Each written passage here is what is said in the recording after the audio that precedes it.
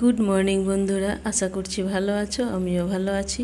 লিপির ছোট্ট সংসারে তোমাদের স্বাগত জানাই আর অনেক অনেক ভালোবাসা জানাই। তো চলো এখন থেকে ভিডিও স্টার্ট করলাম। তো দেখো সকালে ঘুম থেকে উঠে গেছি। দেখো আমাদের সকালের ভিউটা একটু তোমাদের দেখিয়ে নিলাম। এখনও ভালো করে রোদ ফুটেনি। এইদিকে দেখো আমি আমার কাজে লেগে পড়েছি। তো প্রথমে ঝুড়িটা বাসনের বের করে নিলাম, তারপর ভেতর বারান্দা সব কিছু ঝাড় দিতে শুরু করে দিলাম। তো দেখো ভেতরটাও ঝাড় দিলাম, বারান্দাটাও প্রায় হয়ে গেল। আর প্রথমে সব ঝাড় দিয়ে ধুলোবালি বের করার পর বাকি কাজগুলো একটা একটা করে করে নেব।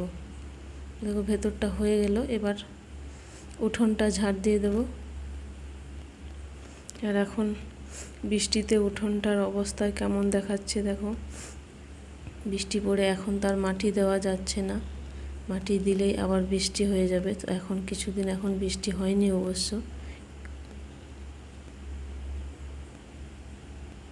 তো দেখো উঠোনটা আমি ঝাড় দিয়ে নিচ্ছি।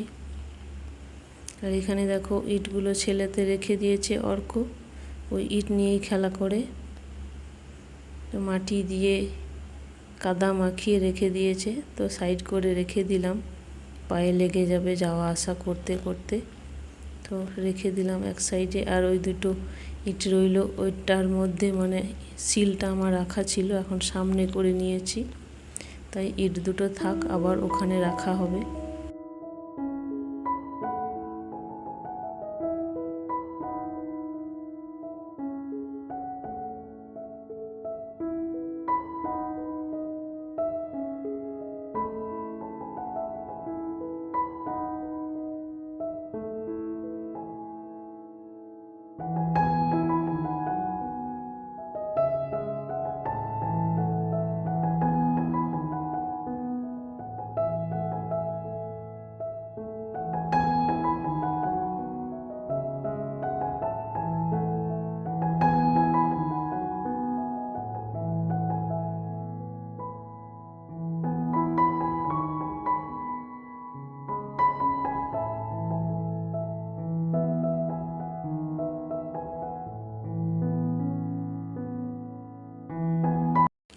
এদিকে দেখো বাসনগুলো আমি ধুতে শুরু করে দিয়েছি। আর অনিশের বাবা এখনও আসেনি, মর্নিং ওয়াক করতে গেছে, আসবে তারপর চা করবে, তারপর চা খাবো। আমি এদিকে অর্কও ওঠেনি ঘুম থেকে, তো সেই জন্য আমি রান্নাঘরের কাজগুলো করে নিচ্ছি।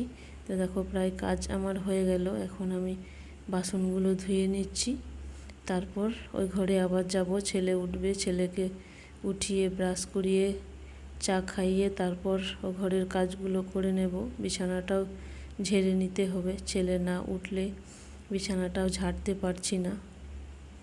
সেই জন্য ভাবলাম এই ঘরের কাজগুলো আগে করে নিই, তারপর ওই ঘরের কাজগুলো লাস্টে হবে। আর বাসনগুলো আমার কালকে রাতে ধোয়াই আছে, শুধু একটু জল বুলিয়ে নিচ্ছি। আর কোনো সাবান গুঁড়ি কিছু দিয়ে না, শুধু জল দিয়ে একটু ধুয়ে নিচ্ছি। আর কালকে রাতে এঁঠো বাসন সব কিছু ধুয়েই রেখেছি। যত বাসন ছিল সব একসঙ্গে ধুয়ে নিলে সারা দিনের কাজ করতে সুবিধা হয়। তো দেখো ধুয়ে নিচ্ছি আস্তে আস্তে টুকটুক করে।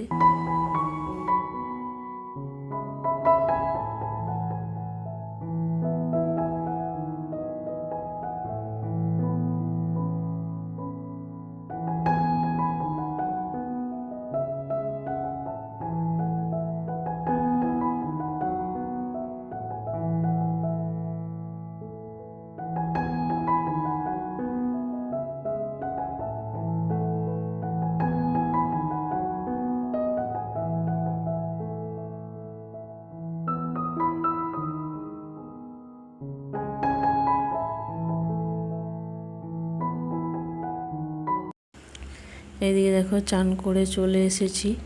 তো আর ওইদিকে আমার শ্বশুর চান করবে, জামা কাচবে, সেই জন্য জামাগুলো নিয়ে কুয়োতলায় চলে গেল।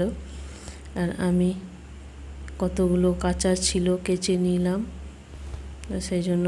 আর শ্যাম্পুও করে নিয়েছি। তো দেখো এখন আমি সব জামা কাপড়গুলো রোদে মেলে দিচ্ছি। এখন তার ভেতরে মেলা যাবে না, এখন ভেতরে অতটা শুকোচ্ছে না, সেই জন্য রোদে মেলে দিচ্ছি। আর অনেকগুলোই আছে, ছেলের কতগুলো জামা প্যান্ট জড়ো হয়েছিল, সেই জন্য একসঙ্গেই সবগুলো কেচে নিলাম। আর বালিশের ওয়ারগুলো কেচে নিলাম। তো তাই দেখো রোদে একটা একটা করে সব মেলে দিচ্ছি।